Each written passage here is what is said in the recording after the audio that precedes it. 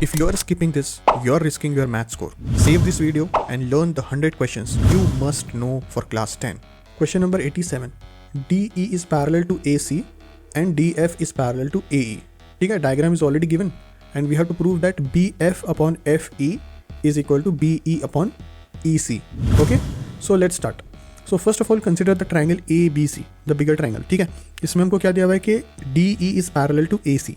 So if you apply the basic proportionality theorem, we can write that BD upon DA is equal to BE upon EC. Let's call it equation number 1. Second, we will consider the triangle ABE. ध्यान से देखो, the triangle ABE के अंदर क्या दिया हुआ है कि DF is parallel to AE. DF is parallel to AE. So again apply the basic proportionality theorem. We can write BD upon DA is equal to BF upon FE. Okay, let's call it equation number 2. अब ध्यान से देखो, equation number 1 and 2 के अंदर the left hand side is same, BD upon DA, BD upon DA. So we can equate the right hand sides of both the equations. That will give you BE upon EC is equal to BF upon FE. That's it. Very simple.